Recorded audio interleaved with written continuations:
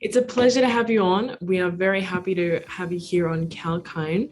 My first question is that in today's contemporary world, people don't always know where to turn to seek spiritual guidance, and church attendance and other attendances are relatively low in these modern times. So how is this digitization of the modern world filling in the gaps? How has it worked with your business or the services you provide?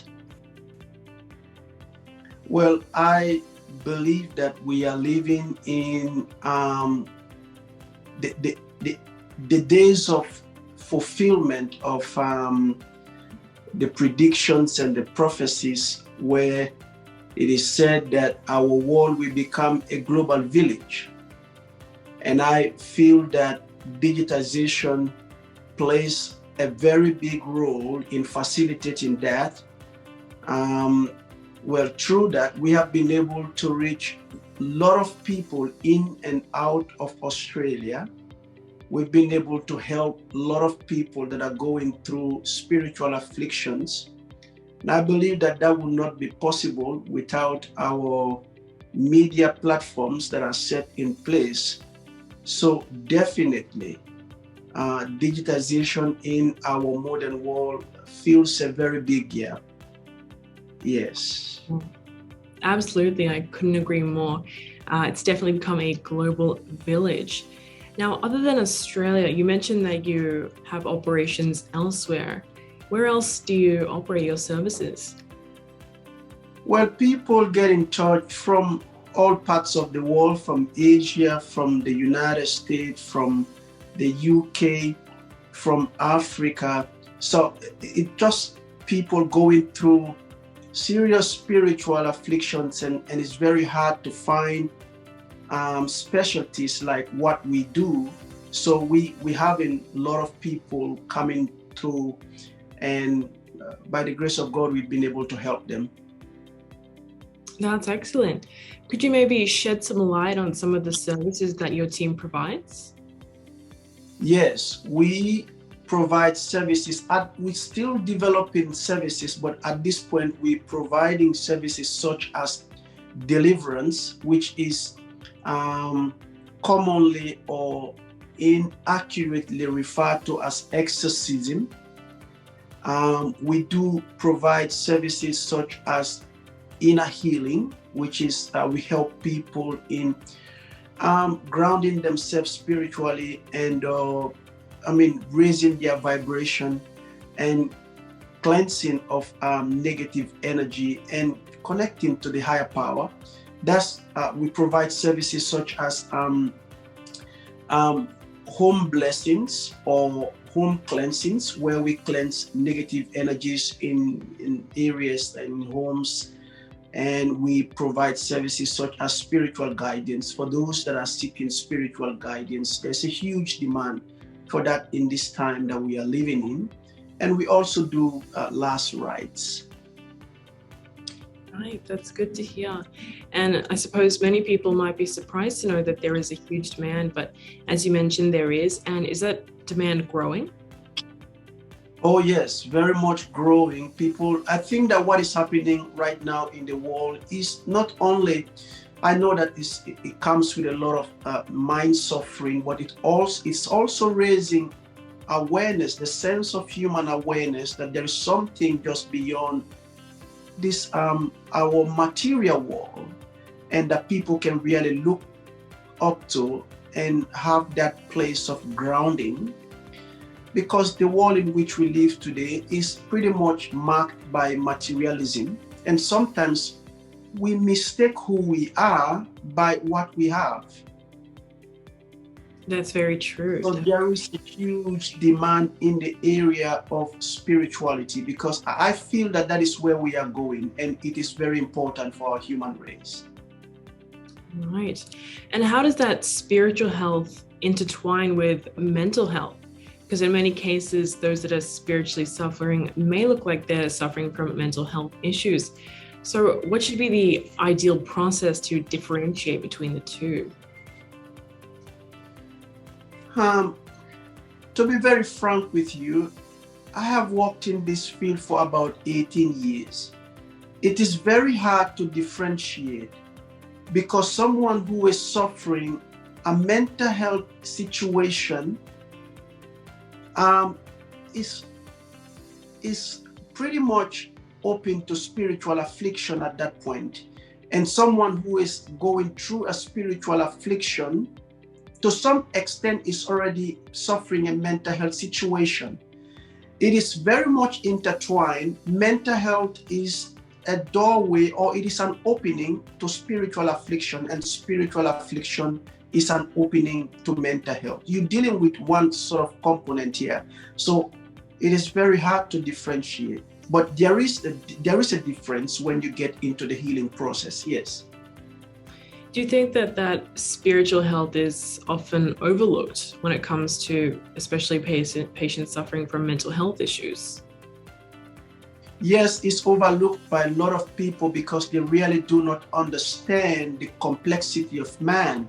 You know, I always say we are human, and that word human is a very deep word if we stop to think about it. The word human is not a word, it's two words put together to form a word. It's like humus, which means dust, and man, which means spirit. So it's pretty much the word human means spirit in dust. So if you spirit in dust, if you are only focused on the dust and not focusing on what sustains the dust, you are not healthy. So I believe true health is something that springs from within.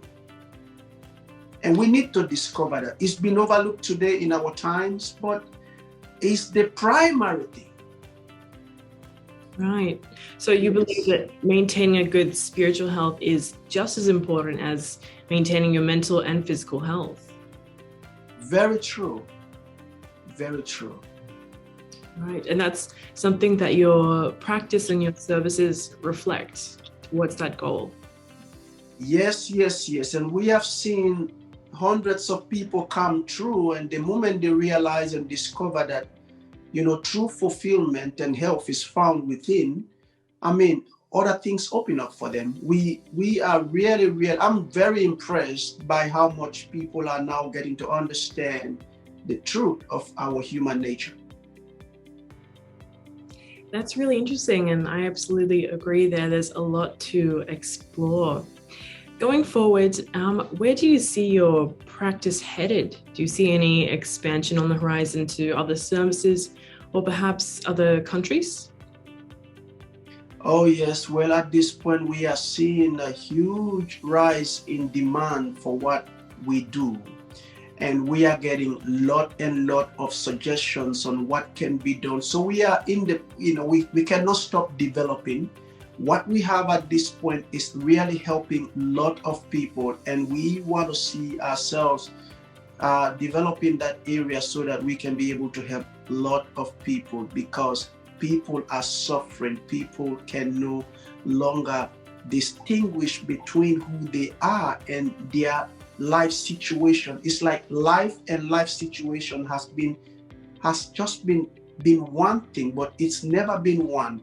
You have your life and you have your life situation. The fact that you've gone through certain things in life, that is not who you are. But now it's very hard for people to differentiate that because of lack of consciousness. People are not conscious of who they truly are. So they are defined by things that happen to them, or things that they have, or things that they want to have. Yeah, that's a really interesting point there. Just before we wrap up now, do you have any closing advice to someone who's struggling with their spiritual health, but maybe don't know quite where to look out? Well, it is a natural thing. We are spirit being. There is no way you can do it. We just need to look at it from a point of view of the same way we look after our health. We want to eat good food. We want to exercise. We want to visit the doctors regularly to make sure that we are okay.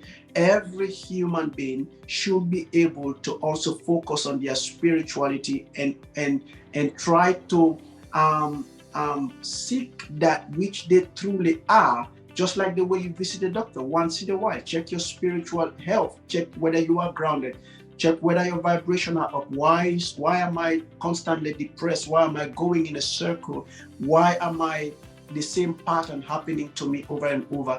And in my opinion, I stand to be corrected here too. I think that clinicians don't have what it takes to discern spiritual affliction. They are doing what they can do from a practical point of view, but what it takes to discern that someone is going through a spiritual affliction, I don't think, in my opinion, and I stand to be corrected, that clinicians have that discernment. So people should look more and more into, who is out there who can help me check my spiritual health. Right, certainly. Not every type of healer or clinician is able to assist in every type of need that needs to be healed, whether physical or mental or spiritual. There's not really one person who can help across the board. So it's obviously important to seek out a different guidance pertaining to whichever area someone is struggling with. Yes. Right. Well, you raised some very valid and very interesting points there. I'm sure this will be a memorable interview. I've got to say, we have to wrap up just about now, but thanks so much for joining us, Joseph. Thank you. Thank you, God. Richly bless you, and I throw green lights. Namaste. Thank you. It's been excellent speaking with you.